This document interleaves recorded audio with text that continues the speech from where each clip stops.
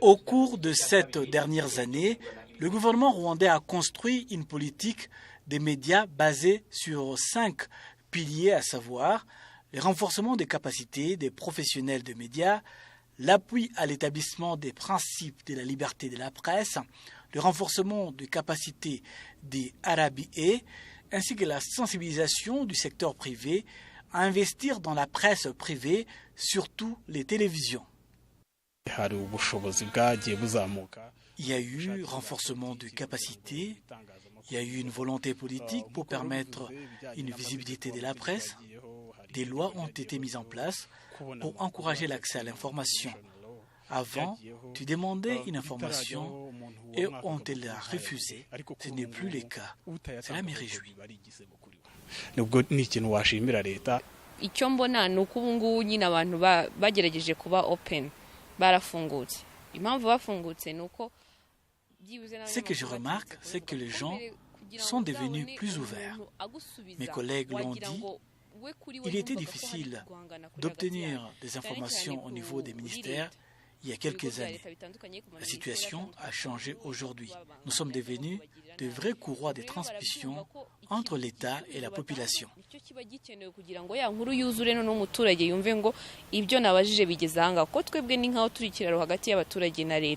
Mu by'ukuri buri muntu wese cyane cyane umunyamakuru yakubwira ko itangazamakuru mu Rwanda rimaze gutera intambwe ishimishije.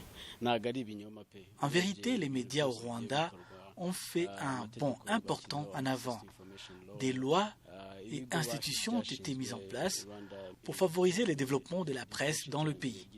Nous avons espoir que le lendemain sera encore meilleur pour la presse au Rwanda. Ariko byibuze haraduha icyizere ko ejo hazaza itangazamakuru hameze neza. Avant 2010, les pays comptaient une seule télévision. Aujourd'hui, il y en a 13. Les radios sont au nombre de 32. Les médias en ligne, reconnus par l'autorité de régulation, sont au nombre de 18. Mais il y a également 40 autres qui ne sont pas encore enregistrés. Le directeur général en charge du développement des médias au sein de l'Agence rwandaise de la gouvernance, Gérard Mbanda, se réjouit de cette évolution. En démocratie, lorsqu'il y a liberté de la presse et que la population se reconnaît dans cette presse, c'est un signe que cette population participe réellement dans la gestion de leur pays. Malgré ces évolutions significatives, les professionnels rappellent que le manque de moyens est un élément qui freine cet épanouissement de la presse.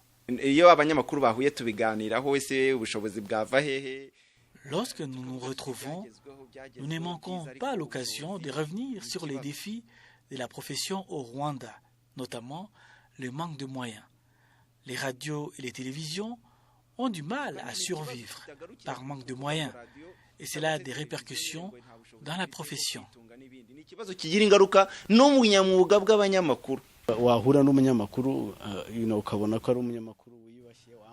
Lorsqu'on rencontre un journaliste, on voit que c'est une personne respectable, bien habillée, bien soignée.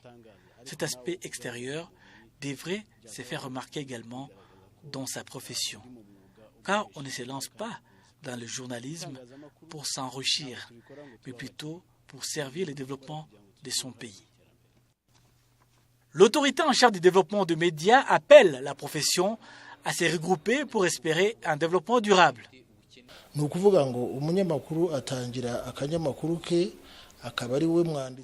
Des fois, on voit dans une publication quelqu'un porter plusieurs casquettes. Journaliste, rédacteur en chef, investisseur, etc., etc.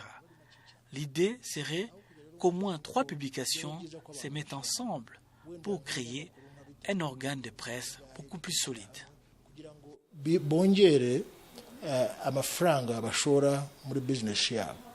Emmanuel Mugisha, secrétaire exécutif du Conseil de régulation des médias, a expliqué que la mise en place des lois régissant la profession a permis de réduire le procès en diffamation et renforcer ainsi la liberté de la presse.